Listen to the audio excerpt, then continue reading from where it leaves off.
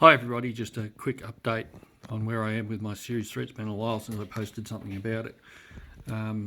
It's been a long time coming, but I finally fitted the new water pump. This is of course the 6-cylinder model, so the water pump's different to the 4-cylinder model. Much more difficult to come by and a lot more expensive, although I got mine for a pretty good deal. So far I've run the engine and so far there's no leaks, and that's good because I had to replace the thermostat housing with another thermostat housing that I got from a donor vehicle, and the mating edges of each off the block to the thermostat housing is rather badly worn, so I had to use silicon gasket compound to make a gasket effectively on that surface because a paper gasket wouldn't work. What else? So it's run. I do have a big problem leaking fuel out of the carburetor, so I'm going to have to deal with that. And I had a problem with the electric pump. These have an electric pump. It's an SU electric pump, and there's two pumps on it. It has one of the pumps has never worked, and the other pump wasn't working when I tried it before, but I've just managed to get it working by pulling out the centre cubby box, which sits under the seat, and gave it a few taps with a hammer.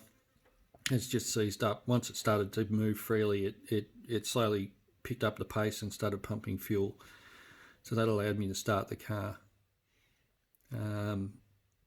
So far so good as far as that's concerned. The car ran okay. It ran a bit rich because I flooded it trying to get it started, but as soon as I turned the choke off and gave it some full throttle for a while, it got going. So I'm happy that I can at least move it now if I have to, which I will have to. I'm going to have to move it out of here so I can flush the radiator.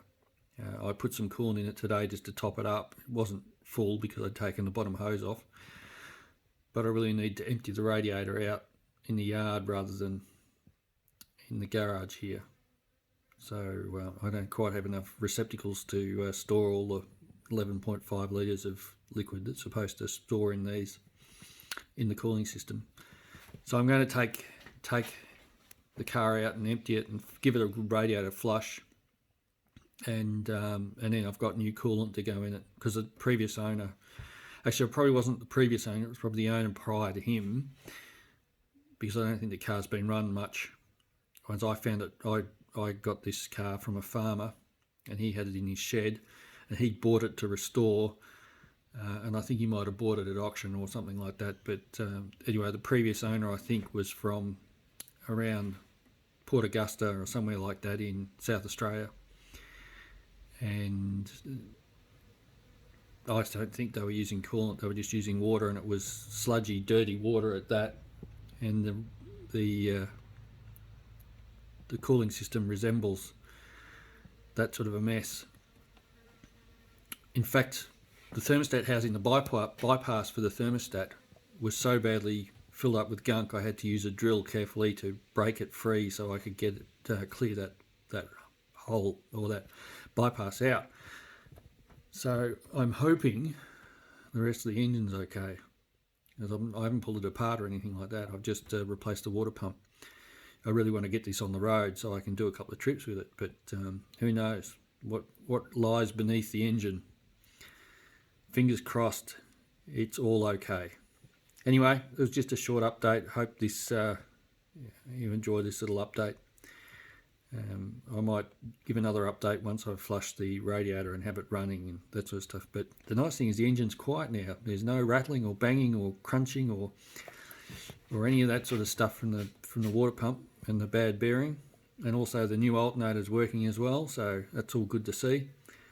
So we'll leave it at that. Anyway, please like and subscribe, and leave any comments you want. I'll try and answer them. Speak to you soon. Bye bye.